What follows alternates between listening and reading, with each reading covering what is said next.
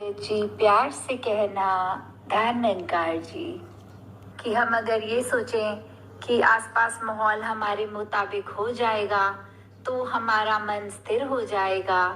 नहीं, ये हमें अपने अंदर मन को पहले इस परमात्मा से जोड़कर ही स्थिर करना है और उसी के बाद ये हमारी स्थिरता की जर्नी चल सकेगी। ये सफ़र हमारा वहाँ से शुरू है जब हम ये जान लेते हैं कि हम अपने अंदर स्थिर हैं तो बाहर की कोई भी चीज़ चाहे वो कितना डामाडोल भी करती हो तो भी हम अंदर से मजबूत हैं, हमारी जड़ें मजबूत हैं, हम अंदर से पक्के स्थिर एक रस रहने वाले। तो फिर बाहर की चीज़ें, बाहर के माहौल, चाहे आउटवर्ड कोई भी डिस्टर्बेंस हो, वो हमारे मन को डिस्प्लेस नहीं करेगी। तो कैसे जहाँ ये बात है वहीं एक शायर की भी लाइनें याद आ रही हैं। कह रहा है शोर व दरिया से समुंदर का सुकूत। सुकूत एक क्वाइटनेस, एक कामनेस को कहते हैं जिसमें जितना ज़र्फ है उतना ही वो खामोश है। और ज़र्फ बोलते हैं सहनशीलता को कि ये सागर की जो एक क्वाइटनेस है, जितना वो सहनशील है उतना वो अपने अंदर इतना कुछ ले लेता है और उसने एक ये अपने जीवन में स्थिरता प्राप्त की है।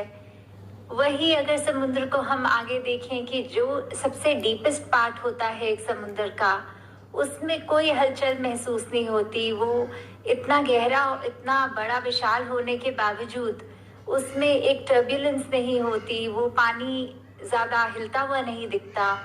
और वही समुंदर जब एक किनारे की ओर पहुंचते हुए जो एक हम बीच में देखते हैं, एक तट पे आके देखते हैं, तो कैसे वो समुंदर की गहराई क्योंकि कम हो रही है, वहाँ लहरें भी आती हैं, वो उछाल भी आता है, वो शोर भी सुनाई देने लगता है। तो बात वही एक इंसान के साथ अगर इसी एग्जाम्पल को देखा जाए कि कोई सहनशील व्यक्ति है जब, तो उसने इतना कुछ अपने ऊपर लिया फिर भी उसकी स्थिरता कैसे कायम इस प्रभु के साथ जुड़कर जो उसने करी है, तो वो उसको कुछ कहने की भी ज़रूरत नहीं, उसके एक्शन से, उसकी बॉडी लैंग्वेज से ही पता लग जाता है कि ये कैसे एक अंदर से अलाइंड, एक बहुत स्थिर इंसान है। और वहीं एक अगर इंसान देखा जाए जो इसलिए उसकी बातों से भी पता चल जाता है कि वो स्थिर नहीं है, कि इतना उछाल, इतना उसके टेम्परमेंट में फ्लक्चुएशंस का आना और ज़्यादा किसी ने कुछ कह दिया तो छोटी छोटी बातों को मन पे इस तरह बिठाना, तो वहीं से ही एक अनुमान लगाया जा सकता है कि एक व्यक्ति के जीवन में स्थिरता किस प्रकार है। तो एक एग्जाम्पल भी दासी ने पढ़ा था कि एक जो लाल चींटियां होती हैं और एक काली चींटियां होती हैं, उनको किसी ने एक जार में डाल दिया और उनका नॉर्मल बिहेवियर ही चल रहा था, सब इधर उधर अपने जैसे नॉर्मल उस ग्लास के बर्तन के अंदर आराम से चल रहे थे और एकदम मिक्स होके चल रहे थे। फिर वो व्यक्ति जिसने वो बर्तन पकड़ा था, उसने उस जार को एक दो ऐसे जोर के झटके दिए और फिर ऑब्जर्वेशन में ये आया कि अब उनके ये माइंडसेट्स अलग हो गए चींटियों के। जो लाल चींटियां थी वो एक ग्रुप की तरह बन गई और जो काली चींटियां थी वो एक ग्रुप की तरह, क्योंकि काली चींटियों ने सोचा कि लाल चींटियां हम पे अटैक करना चाह रही हैं और सेम लाल चींटियों ने सोचा कि हमें काली चींटियों से एक खतरा है। तो हम अपने जीवन में देखें कि काफ़ी बार एक डिस्टर्बेंस करने वाले एलिमेंट्स जो होते हैं, किसी ने अगर हमें एक अपनी फितरत के हिसाब से तंग करना ही अगर उनकी फितरत में है, तो वो तो हर एक कोशिश करेंगे कि कहीं हार्मनी से भी एक किसी का घर परिवार, एक कामकाज या एक किसी के जीवन में अगर एकदम अच्छी तरह सब कुछ जैसे चलना चाहिए वैसे चल रहा है, तो भी वो एक डिस्टर्बेंस करना चाहते हैं।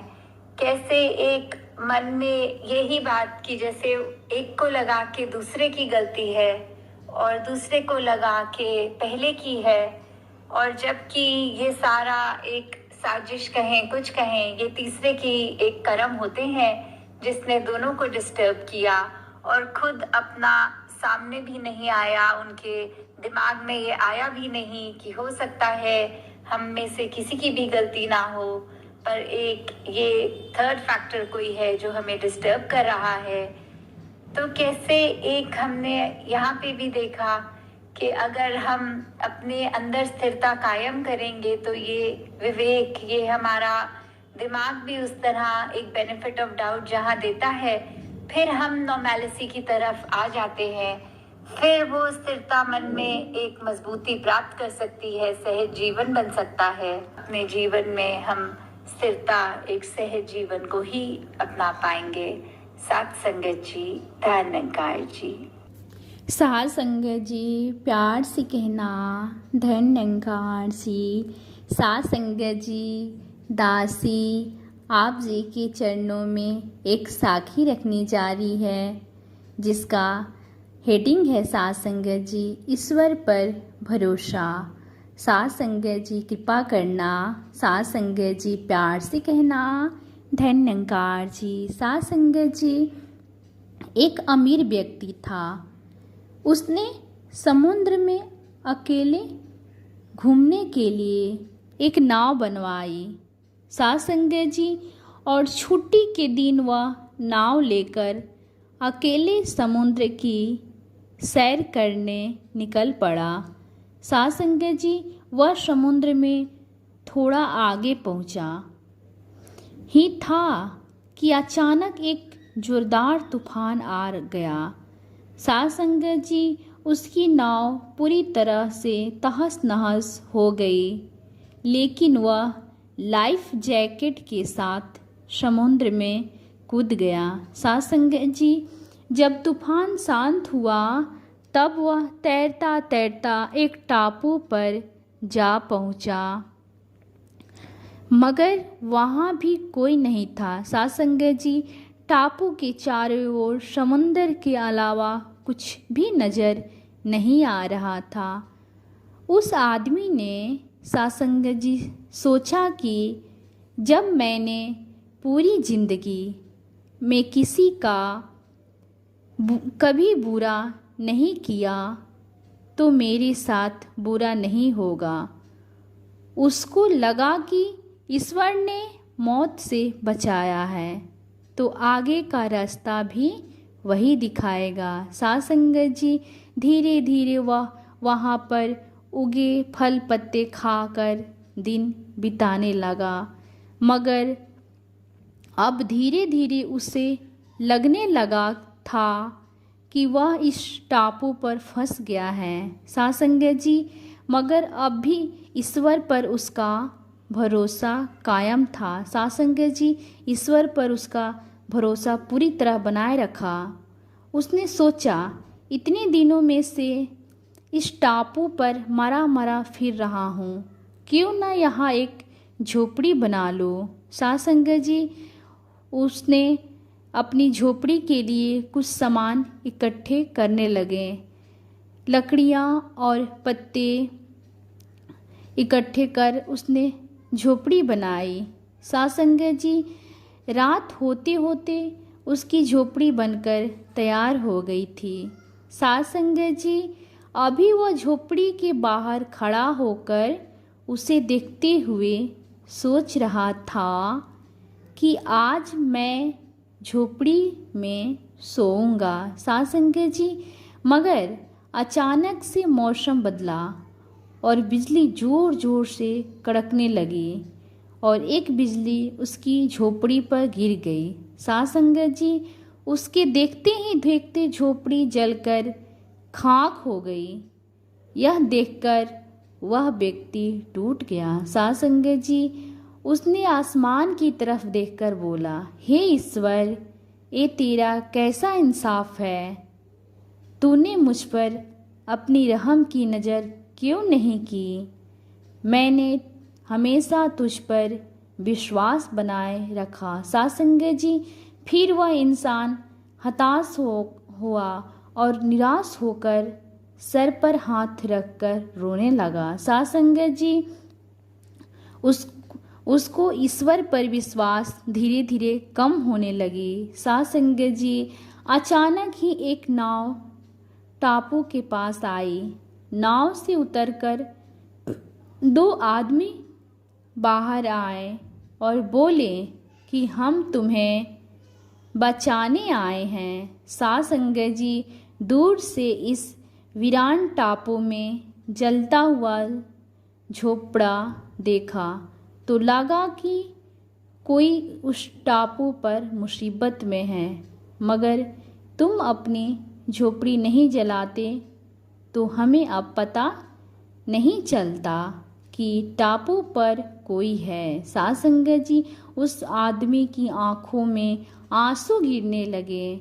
उसने ईश्वर से माफ़ी मांगा और बोला कि हे ईश्वर, मुझे माफ़ कर दो।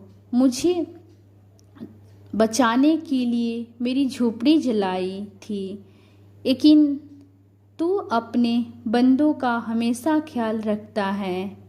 तूने मेरे सब्र का इम्तिहान लिया, लेकिन मैं उसमें फेल हो गया।